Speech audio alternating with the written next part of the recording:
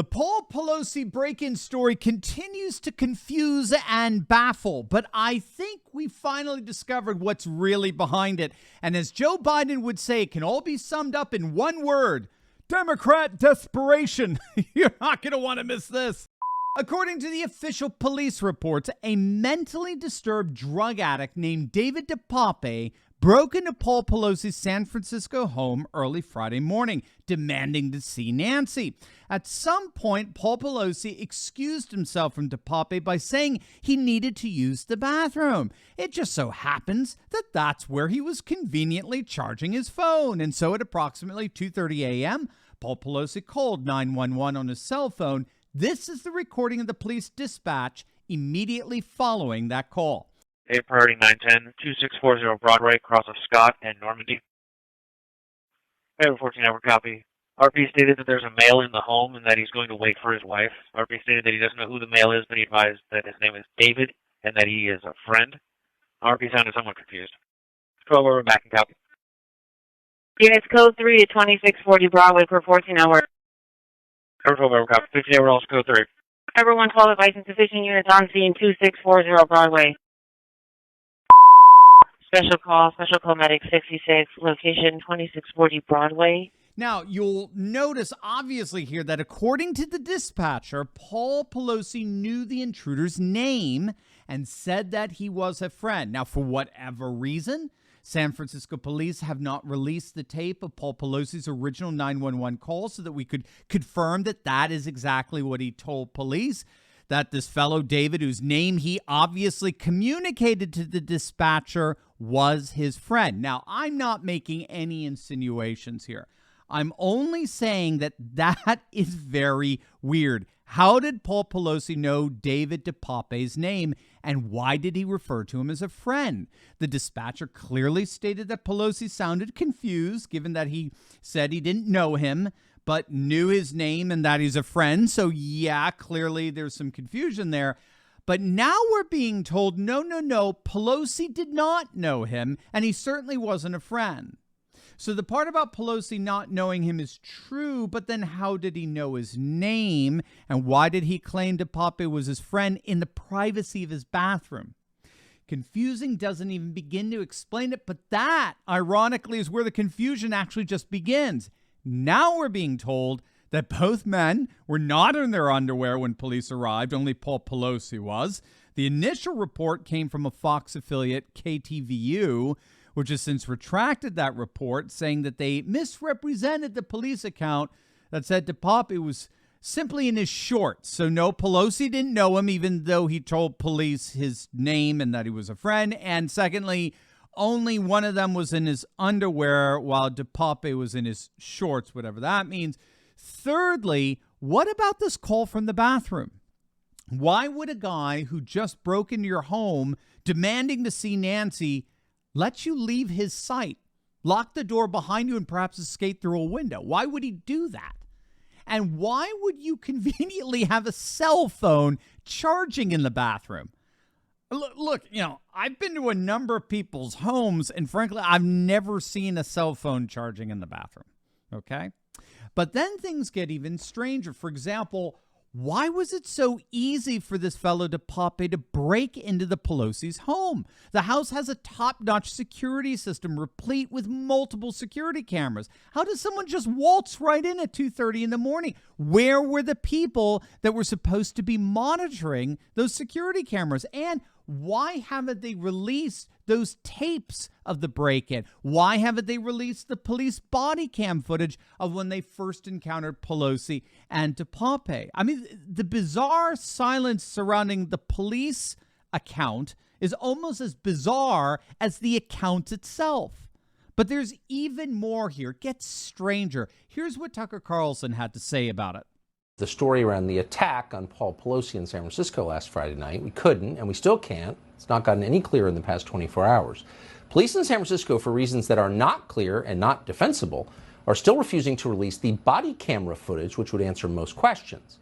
And now there are more questions about why the Pelosi home was supposedly unguarded that night.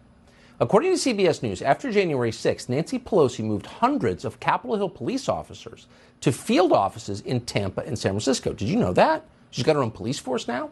The point was to protect members of Congress, presumably from Donald Trump's QAnon army. So there was a field office of the Capitol Hill Police in San Francisco, according to this news account, and yet somehow there was no security at the Speaker of the House's home on Friday night? It doesn't make sense at all. You know what doesn't make sense either? Is the supposed blog of the man accused, David DePappy. Take a look at it. It reads like a left-wing activist idea of what a QAnon extremist would post. So this guy was homeless, mentally ill, and addicted to drugs. Who paid to register the site? The first time the site appeared on archiving services was the day of the attack. What does that mean? Like, how could you explain that? Maybe there's a good explanation. I'm not alleging anything. Just asking questions, as they say, but those are fair questions to ask. But no one in the media is going to ask those questions. Why? Does any of this add up to you? Of course not. None of it. This has to be, without question, one of the most bizarre, baffling, and bewildering stories imaginable. None of it makes any sense. Literally, nada, nothing.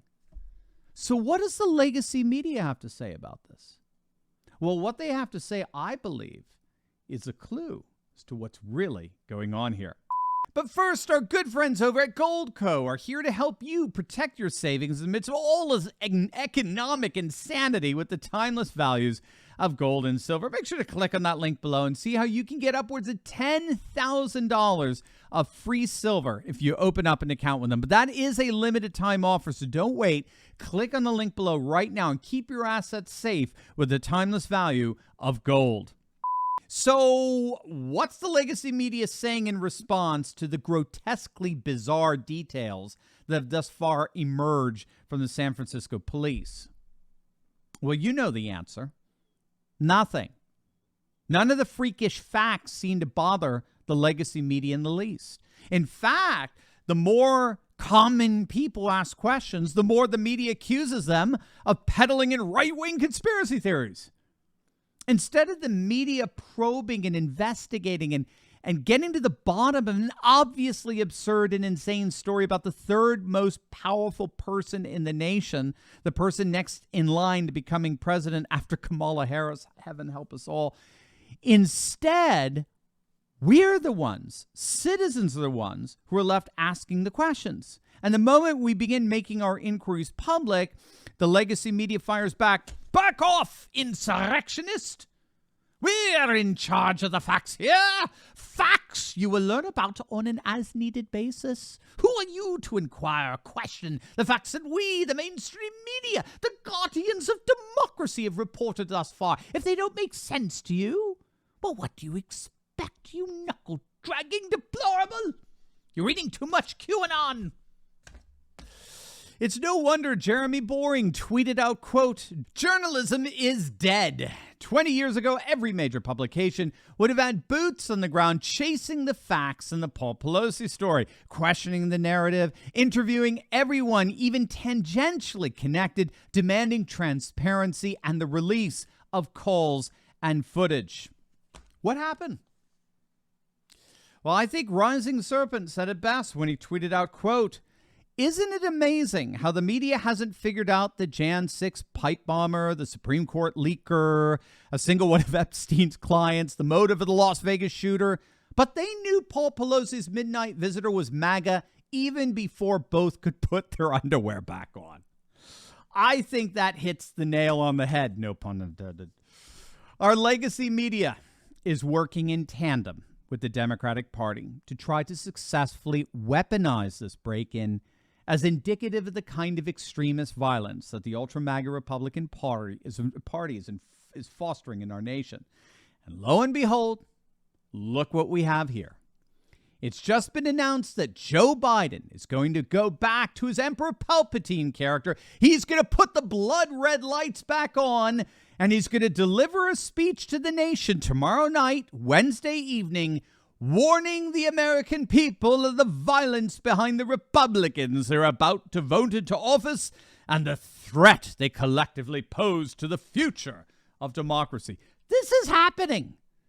This is really the Democrats actually believe that the attack on Paul Pelosi is going to finally galvanize the American people against the Republicans. In other words, what the J6 committee failed to do, what the original blood red speech failed to do, what the call to save Roe v. Wade failed to do, what redefining recession failed to do, they think Paul Pelosi will do.